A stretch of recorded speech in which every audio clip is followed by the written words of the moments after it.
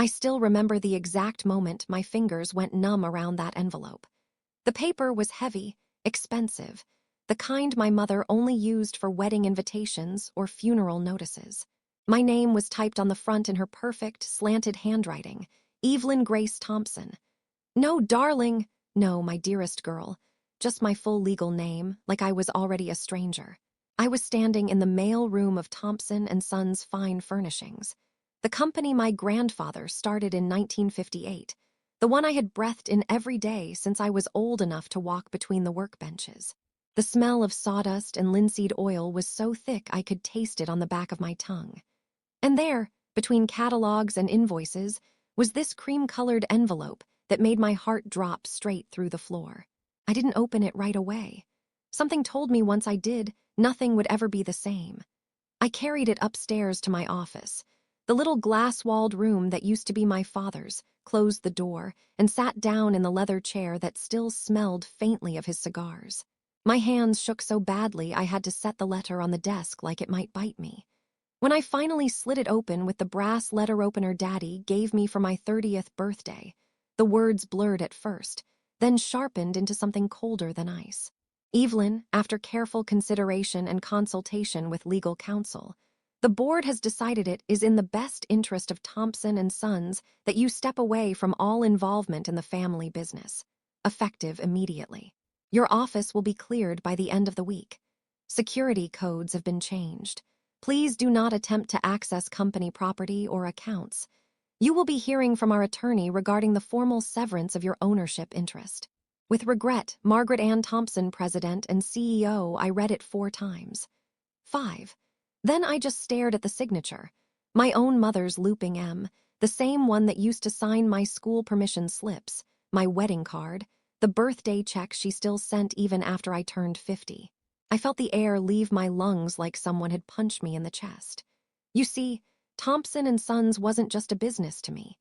It was the house I grew up in, the summers I spent sanding chair legs beside my daddy, the late nights I sat with my mother balancing the books when the recession nearly took us under in '09. I was vice president.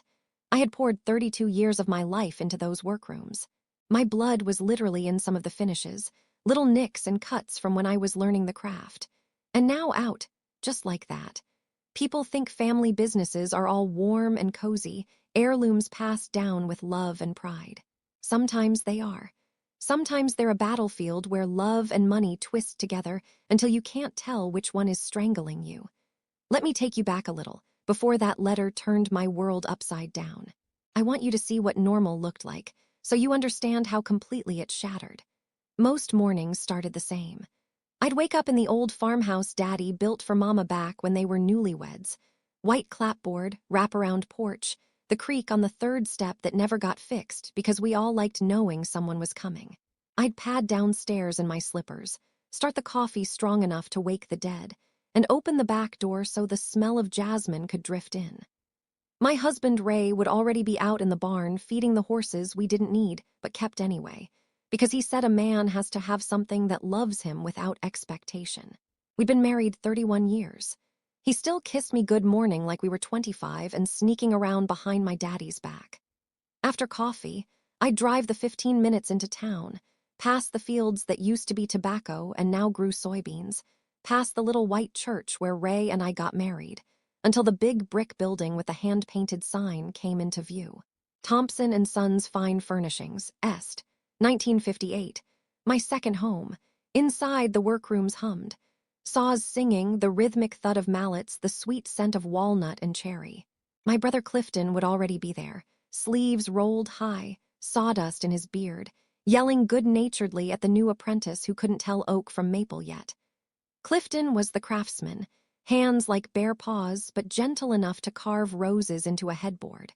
I was the numbers girl, the one who kept us afloat when big box stores tried to swallow us whole. Mama ran everything with a velvet fist. At 76, she still came in 4 days a week, hair swept up, pearls on, heels clicking across the concrete like she was walking into a boardroom in New York instead of a workshop in North Carolina. She'd kiss my cheek, smell like Chanel and authority, and say, "Morning, baby girl, let's make something beautiful today." We were a unit, tight, or so I thought. My daughter Lauren was in her last year at Chapel Hill studying interior design. She'd already started bringing sketches to the shop, dreaming of the day she'd take over the design side. My son Carter was 26, a little lost after college, but he'd been coming in on weekends, learning the lathe, joking that he was the only millennial who could build a Windsor chair from scratch. Family dinners on Sunday were loud and long, plates piled high with fried chicken and okra, everybody talking over each other about grain patterns and profit margins, and whose turn it was to host Thanksgiving. That was my life. Simple, maybe, to some people, but it was mine, and it was good. Then came the little things. The ones you notice but push away because you don't want them to mean anything. It started with the locked drawer in Mama's office that was never locked before. Then Clifton stopped mid-sentence when I walked into the workroom, everybody suddenly very interested in their sanding blocks. Mama asked me to take a few extra days off because, "You work too hard, honey, go see Lauren at school." Strange charges on the company card I didn't recognize. Big ones, out in Raleigh, places we didn't have clients. I told myself it was nothing. Mama was planning a surprise for my 50th birthday, maybe. Or Clifton was finally proposing to that girlfriend he kept secret. I was busy. I trusted them. That was my mistake, trusting the people who taught me how to trust in the first place. The week before the letter came, I walked into the conference room for our monthly family meeting, and everybody went quiet. Mama wouldn't look me in the eye. Clifton stared at the table like it held the secrets of the universe. Carter wasn't even there. He'd texted he was sick, which wasn't like him. I asked what was going on. Mama smiled that tight smile she used with difficult customers and said, "Nothing, darling, just tired." I should have known then, but I didn't. Not until that cream envelope landed in my hands like a death sentence. I don't know how long I sat in Daddy's old chair staring at that letter. Could have been minutes, could have been an hour. Time does strange things when your heart is trying to catch up with your head. The first thing I felt wasn't even anger. It was embarrassing, like I'd walked into church with my skirt tucked into my pantyhose and the whole congregation had seen. I kept thinking, everybody in this building already knows. The receptionist who brought me coffee every morning. The finishers who have worked here for 40 years. They all know I'm out, and I'm the last one to find out. I folded the letter with shaking fingers, slid it back into the envelope, and walked out of my office like I was floating above myself. Down the hall, past the framed photographs. Daddy shaking hands with the governor in 1972. Mama cutting the ribbon on the new showroom in '89. Me and Clifton as kids, holding up the first chair we ever built together. I felt every eye follow me, though nobody looked up. I went straight to Mama's office. The door was closed, which never happened. I knocked once and walked in. She was standing at the window, hands clasped behind her back, looking out over the parking lot like she was waiting for someone who was never coming. When she turned, her face was calm. Too calm. The way it got right before she fired somebody who'd been stealing from the till. "Close the door, Evelyn." I did. Then I laid the envelope on her desk between us like it was evidence in a murder trial. "Care to explain this to me face to face, Mama?" She didn't even glance at it. "I think it's self-explanatory." "Self-explanatory?" My voice cracked on the last syllable. I hated that. 32 years and you send me a letter. You couldn't even call me in here and tell me yourself. She sighed, the way she did when I was 10 and tracked mud across her clean floors. "This has been coming for a long time, darling. You just refuse to see the signs." "What signs?" I heard myself getting louder and hated that too. Thompsons don't raise their voices. We ice over. "I've kept this company in the black for the last decade. I found the new suppliers when the tariffs hit. I'm the one who stayed till midnight redoing the books when Clifton's numbers didn't add up." "That's exactly the problem," she cut in, sharp as a chisel. "You think everything is about the numbers. This company is bigger than spreadsheets, Evelyn. It's a legacy. It's blood. And whose blood do you think is in these walls?" I was crying now, hot, ugly tears I couldn't stop. I buried my 20s here. I miscarried in the bathroom at that Christmas party in 2003 and came back to work 2 days later because we had that big hotel order. "Don't you dare tell me I don't bleed for this place." Mama's mouth tightened. "Some things are more important than sacrifice." "Like what?" I shouted. Tell me, Mama, what was so important that you cut your own daughter out without even a conversation? She looked at me for a long moment. Something flickered behind her eyes, regret maybe, or pity. Then it was gone. Clifton is taking over as vice president. Carter will step into operations when he finishes his training. She said training like it left a bad taste in her mouth. We're bringing in fresh leadership, people who understand the modern market. I laughed. It came out broken. Fresh leadership? You mean your new husband's nephew, don't you? The one who's been whispering in your ear about taking the company public and streamlining staff? Her silence was enough. I hadn't even known she was dating anyone seriously. 6 months ago, she mentioned a friend named Victor who took her to the symphony. Then suddenly, he was at Sunday dinner, slick as showroom varnish, talking about investors and growth projections while Clifton hung on every word like it was gospel. I looked at my mother, really looked at her. The woman who taught me to measure twice and cut once, who made me recite Proverbs 31 at the dinner table, who held my hand the night Daddy died and said, "We'll get through this together, baby." Thompsons always do. That woman was gone. In her place stood a stranger wearing Mama's pearls. "So that's it," I whispered. "After everything, you choose him." "I'm choosing the company," she said. "Sometimes love means making the hard choice." I wanted to scream that love doesn't send certified letters. Love doesn't change the locks on its own child. But the words stuck in my throat like splinters. I turned to leave. My hand was on the doorknob when she spoke again, softer. "Evelyn, the lawyer will be fair. You'll get what you're entitled to." I didn't turn around. "I was entitled to a mother," I said and walked out. The hallway blurred. I don't remember getting to my car. I do remember sitting behind the wheel with the engine running, staring at the building that had been my whole world, and realizing I wasn't allowed inside it anymore. I drove home on autopilot. Ray was in the kitchen slicing tomatoes for supper when I walked in. One look at my face and the knife stilled in his hand. "Evie, girl!" I handed him the letter without a word. He read it in silence, jaw getting tighter with every line. When he finished, he folded it once, set it on the counter, and pulled me into his arms like he could shield me from what was already done. "They can't do this," he said against my hair. "It's half yours by right, your daddy's will." "Daddy's will left everything to Mama," I said, voice muffled against his shirt. He trusted her. We all did. Ray pulled back, cupped my face in his rough, gentle hands.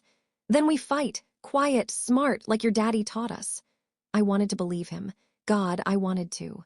But I'd just seen my own mother look me in the eye and choose money and a slick-talking man over her daughter. Fighting felt like trying to hold water in my hands. That night, I couldn't sleep. I sat on the porch swing with a quilt around my shoulders, listening to the crickets and the far-off bark of the neighbor's hound. Ray brought me coffee I didn't drink. At some point, I opened my phone and started searching for Victor Langston, the man who'd smiled across our dinner table while planning to take everything I loved. What I found made my stomach turn. Shell companies, lawsuits from previous consulting jobs, a trail of small family businesses that had gone public under his guidance, and then been carved up and sold off within 2 years. Every single one. And the worst part? The transfers had already started. Quiet ones buried in accounting lines I hadn't been allowed to see for weeks. Money moving offshore, patents being reassigned. My mother's signature on every page. I sat there until the sky turned pearl gray, quilt soaked with dew and tears. I didn't remember crying. By morning, I wasn't broken anymore. I was furious. Not the screaming, throwing things kind. The cold, clear kind that settles in your bones and sharpens your vision. Ray found me in the kitchen at dawn, already dressed, hair pulled back, printing documents. "What are you doing, honey?" "Getting my company back," I said. My voice didn't shake once. He looked at me for a long moment, then nodded. "Tell me what you need." First, I needed proof. Then I needed allies. And then Margaret Ann Thompson was going to learn that you don't raise a daughter to be strong and thorough and twice as smart as the men around her, and expect her to just roll over when you try to take what's hers. The next 3 weeks passed in a kind of controlled, quiet storm. I didn't cry again after that first night. Crying felt like a luxury I couldn't afford. Ray turned our dining room into a war room. The big oak table where we used to host Thanksgiving became covered with bank statements, incorporation papers, and 3 laptops that stayed open all hours. He made coffee like it was his new religion. I slept in snatches, woke up reaching for files that weren't there anymore. First thing I did was call Mr. Hargrove, the lawyer who drew up Daddy's estate and had known me since I was in pigtails. He met me on his back porch because he didn't want it on record that he'd taken my call so soon after Mama's firm sent him a cease and desist. "Evie," he said, voice gravelly from 60 years of cigars, "your Mama's layered up with the biggest shark in Raleigh. They're claiming you were terminated for cause. Gross mismanagement, conflicts of interest, the works." "Cause," I laughed, bitter. "I have every receipt, every email, every profit and loss since 2008. They've got a paper trail too," he said gently. "Dates moved, signatures that look a lot like yours on some questionable transfers. I'm not saying they're real, but they're good enough to muddy water in court for years." I felt the floor tilt under me again. Forged. My own signature was used against me. Hargrove leaned forward. "There's one thing they didn't count on. Your daddy was old school. He kept a shadow set of books, handwritten ledgers in his safe at the house. If those still exist and they match what you say, we've got them." Mama had never let me touch Daddy's safe after he died. Said it was private. Now I know why. That night Ray and I drove to her house under cover of darkness like teenagers sneaking out. I still had a key. She hadn't thought to change those locks. We moved quiet through the rooms that smelled of lemon polish and her rose water. The grandfather clock ticked like it was counting down to something. Daddy's study hadn't changed. Same green banker's lamp. Same smell of pipe tobacco that never quite left the drapes. The safe was behind the oil portrait of Granddaddy Thompson in his army uniform. I spun the dial with fingers that remembered the combination from when I was 16, and Daddy trusted me to put the week's cash deposit away. Click, click, open. Inside were the ledgers, brown leather, pages filled with Daddy's careful, slanted handwriting. Every invoice, every cost, every personal loan the company ever made. Including the ones Mama had started hiding 5 years ago when Victor first showed up. I took photographs of every page with my phone until the battery died. Then I sat on the rug and cried. Not loud, just quiet tears that soaked into Daddy's old Persian rug while Ray held me. We left before sunrise, ledgers copied, originals untouched. Evidence, not theft. Next I went to the people who'd known us longest. Old Mr. Clarence in finishing. He'd started the same year as Daddy. Miss Loretta, who ran the showroom when I was still in diapers. One by one, I asked them to coffee, to their porches, to the back booth at Millie's diner. I didn't beg. I just showed them the numbers. Asked them what they thought Victor planned to do with the company their own hands had built.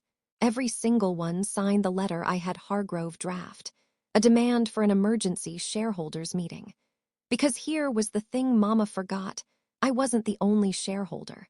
Daddy had given tiny percentages to loyal employees decades ago, some as little as 0.5%. Together, they added up. And North Carolina law said any group holding 10% or more could force a meeting. We hit 12% the day Miss Loretta added her one share and said, "That company's the only child I ever had. I'm not letting some city slicker sell her off." I didn't tell Clifton or Carter what I was doing. That hurt worse than anything. My own brother and my boy. But I'd seen the way Clifton looked at Victor like he hung the moon, and Carter had stopped answering my calls unless it was about picking up his paycheck. The day before the scheduled meeting, Mama showed up at the farmhouse without warning. She stood on my porch in her navy suit, pearls glowing against her throat, looking every inch the queen. Ray let her in but stayed in the kitchen, silent backup. "Evelyn," she started, voice smooth as poured concrete, "this has gone far enough. Call off your little rebellion and we can still fix things. Victor's willing to offer you a generous buyout, enough to retire comfortably." I was icing cinnamon rolls for the church bazaar. I kept icing, slow circles with the knife. "Generous," I repeated. "Like the price Judas got?" Her mouth thinned. "Don't be dramatic. Mama." I set the knife down, looked her dead in the eye. "Daddy's ledgers are with my lawyer, every transfer you hid, every shell company, it's all there. You can either face me at that meeting tomorrow, or you can face the district attorney next week. Your choice." For the first time in my life, I watched my mother flinch. She recovered fast. You'd destroy your own family. You already did that when you locked me out. She stared at me for a long moment. Something raw flickered across her face, grief, maybe, or recognition. Then the mask slammed back down. You always were stubborn, she said quietly. Just like your father. She left without another word. The screen door banged behind her like a gunshot. That night I didn't sleep at all. The morning of the shareholders' meeting, the sky hung low and pewter, the kind of November day that feels like the world is holding its breath.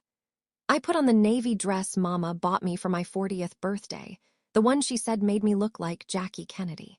I wore the pearls Daddy gave me when I graduated college. Armor, not decoration. Ray drove.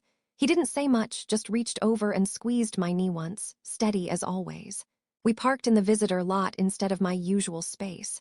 Someone had already put Victor's nephew's name on it. That almost made me smile. Almost. Inside the conference room, the long cherry table Daddy built himself gleamed under the lights.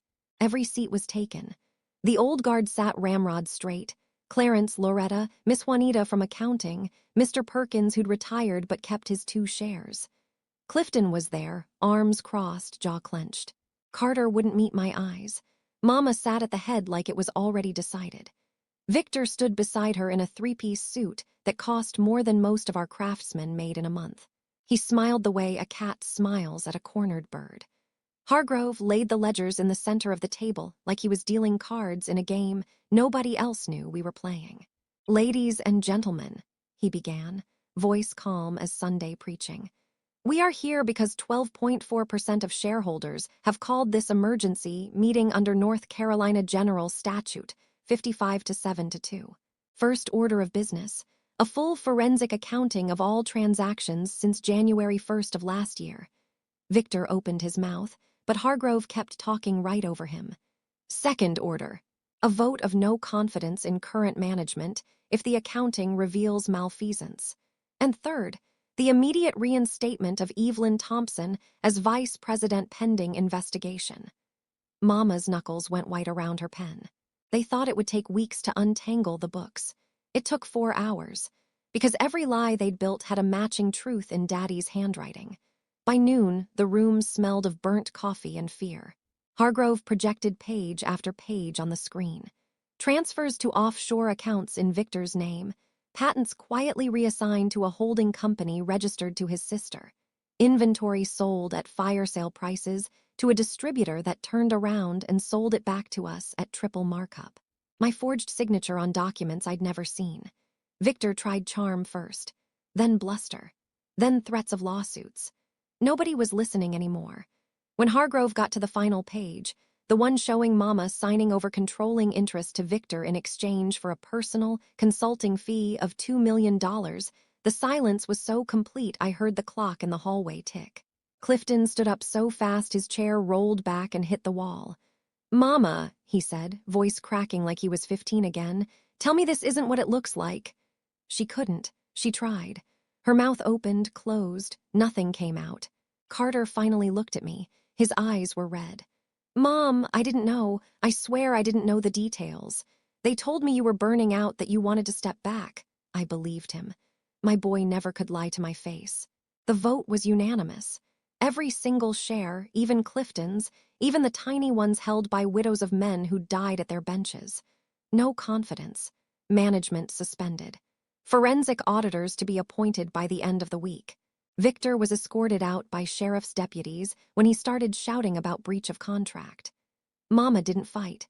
She just sat very still while they read the resolution, pearls catching the light like tiny moons. When it was over, she stood, smoothed her skirt, and walked out without looking back. I thought that would feel better. It didn't. The weeks that followed were messy in the way only family wounds can be. The auditors confirmed everything. Victor skipped town the day the FBI knocked on his condo door. Last I heard he was in Costa Rica drinking something with an umbrella in it. Mama lawyered up, of course. The best that stolen money could buy. But even they couldn't polish what was there in black and white. She lost the house, Daddy's house, to pay restitution. Had to sell the Cadillac, the beach condo, the diamond brooch Granddaddy gave her on their 50th anniversary. The judge gave her 5 years probation and a restitution order that will follow her to her grave. Clifton came to me the night before sentencing, sat on my porch steps with a six-pack and eyes that wouldn't lift off the boards. "I was jealous," he said finally. "All those years you were the one Daddy leaned on when he got sick, the one Mama called when the numbers were bad. I thought if I brought in somebody new, somebody with big ideas, maybe they'd finally see me." I let him talk until the beer was gone and the crickets took over again. Then I told him jealousy is a poor compass, but it doesn't have to be the whole map. He's back in the shop now, sleeves rolled high, teaching Carter how to dovetail the right way. Some mornings I catch them laughing over something stupid, and it sounds like healing. Carter moved home for a while, slept in his old room with the posters still on the walls. We didn't talk much at first. Then one night he brought me the letter he'd found in Mama's desk, the one she wrote him telling him I was holding the company back from its potential, and that if he sided with Victor, he'd be set for life. He cried like the little boy who used to fall asleep on my lap during thunderstorms. I held him and told him love can be manipulated, but it doesn't stop being love. We burned that letter in the fire pit out back and watched the lies curl into ash. Mama lives in a one-bedroom apartment above the beauty shop now. I bring her groceries on the first Tuesday of every month. We don't talk about the weather for very long before one of us starts crying. Some breaches are too wide for words yet, maybe ever. But I bring the groceries anyway because she's still my mother, and grace isn't something you measure out only when people deserve it. The first morning I walked back into Thompson and Sons as vice president again, the air felt different. Thicker, maybe. Like the building itself had been holding its breath for months and finally let it out. Miss Loretta met me at the door with a hug that smelled like White Shoulder's perfume and relief. Clarence handed me a fresh cup of coffee in Daddy's old, world's best boss, mug that nobody had dared touch while I was gone. The saws were already singing. Somebody had hung a new sign over my office door, hand-carved cherry, letters deep and true, Evelyn Grace Thompson. She never left. I stood there longer than I meant to, tracing the grain with my fingers until the tears backed off. We didn't throw a party. Parties felt too loud for what we'd all survived. Instead, we just went back to work, quieter than before, but steadier.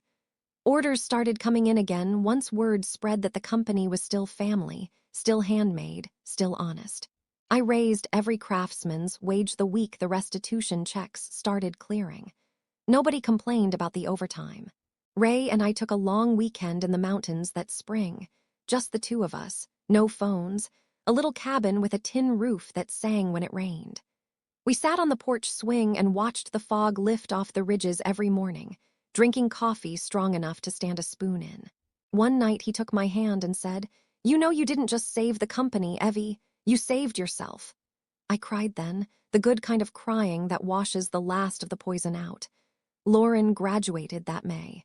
She walked across the stage in her cap and gown, and when they called her name, she looked straight up at the family section and mouthed, "This one's for Mama." She moved home afterward and took the little office next to mine. Her sketches are already on half the custom orders, clean lines, modern twists on old joinery. Customers can't get enough. Some Sundays we still have dinner at the farmhouse. The table's a little quieter. There's an empty chair where Mama used to sit, but nobody mentions it out loud. Clifton brings his new girlfriend, sweet girl, grew up 2 farms over, knows which end of a hammer to hold. Carter brings his laundry and his laughter, and sometimes he falls asleep on the couch with his boots still on like he did when he was 12. Ray fries chicken the way Daddy taught him, and I make the okra nobody admits they like until the bowl is scraped clean. Healing doesn't look like it does in the movies. It's not one big moment where everybody hugs and the music swells. It's smaller. It's choosing to set an extra plate even when you know they might not come. It's Clifton texting me a picture of a perfect dovetail at 11:07 p.m. with the caption, "Learned from the best." It's finding a note tucked under my windshield wiper one Tuesday, Mama's handwriting, shaky now. "Thank you for the strawberries. They were sweet. I keep that note in my Bible. Some days I read it and feel the old ache. Some days I read it and feel something closer to peace. The company is solvent again. Better than solvent, profitable in ways we haven't been since the 90s. We started an apprenticeship program for kids who can't afford college but have good hands and willing hearts. The first class has 6 students. One of them is the grandson of Mr. Clarence. Full circle, the way life likes to do when you let it. I turned 51 last month. Ray threw me a party in the showroom after closing. Paper lanterns strung between the lathes, long tables full of food the ladies from church brought, music from somebody's phone hooked to the shop speakers. Lauren danced with Carter until they were breathless and laughing. Clifton made a toast that ended with him crying into his beer, and nobody teased him for it. At the end of the night, Ray pulled me out back where the loading dock overlooks the little creek. He handed me a small box wrapped in brown paper, the same paper we use for packing chairs. Inside was a brass plate for my office door, new engraving underneath my name. She stayed. I traced those 2 words until the metal warmed under my fingers. Then I kissed my husband under the security light while the creek kept talking to itself in the dark, and I understood something I hadn't before. Forgiveness isn't pretending it didn't hurt. It's deciding the hurt doesn't get the final say. I still bring Mama groceries on the first Tuesday. Some months she lets me in. Some months she takes the bags at the door and closes it softly, like she's afraid of breaking something that's already cracked. Either way, I keep coming. Love looks like a lot of things. Sometimes it looks like persistence when everything in you wants to walk away. The other day, I found her sitting on the bench outside the shop. First time she'd been back since the sentencing. She was watching the new apprentices through the window, the way they measured twice and cut once, the way their young hands were learning respect for the wood. I sat down beside her without speaking. After a long while she said, voice small, "Your daddy would be proud of what you've done with his place." I slipped my hand into hers, thin now, the veins standing up like blue rivers. She let me hold it. That was enough for today. We sat there until the sun dipped behind the trees and the saws went quiet inside. Then I walked her to her car, opened the door the way Daddy always did for her, and watched her drive away slow. When I went back inside, Carter was locking up. He looked at me, then at the road Mama had taken, and asked real quietly, "You okay, Mom?" I thought about it, really thought. "I'm still standing," I said. "And the people I love are still here. Some of them are finding their way back. That's more than okay, baby. That's grace." He nodded, the way children do when they're starting to understand things bigger than words. I turned off the lights, set the alarm, and stepped out into the evening. The air smelled like cut pine and supper cooking somewhere down the road. I stood there a minute longer, listening to the quiet that comes after a storm when everything's been washed clean. This is my life now. Smaller in some ways, bigger in the ones that matter. Scarred, yes, but whole. And every morning when I open those big double doors and the smell of sawdust greets me like an old friend, I remember. Family isn't only the people who share your blood. Sometimes it's the ones who choose to stay when the blood runs cold. Sometimes it's the ones who come back when they finally see what almost got lost. And sometimes, most precious of all, it's the quiet, stubborn decision to keep your heart open even when it's been broken wide. So that's my story, darlings. Not one of those fairy tale endings where everybody hugs and the music swells, but a real one. A little cracked, a little mended, still standing. I learned that love can wound deeper than any stranger ever could. And that same love can still choose to bring groceries on the first Tuesday of every month, even when the door barely opens. Family isn't just who you're born to. It's who you keep showing up for, even when it hurts. If you've ever been locked out of a place that had your heart in its walls, if someone you trusted changed the keys while you weren't looking, tell me down in the comments. Would you have kept bringing the groceries? Or would you have walked away for good? Be gentle with yourselves, love. Some doors close so better ones can open. And some doors we leave cracked on purpose, just in case somebody finds their way home. I'll see you in the next one. You're not alone.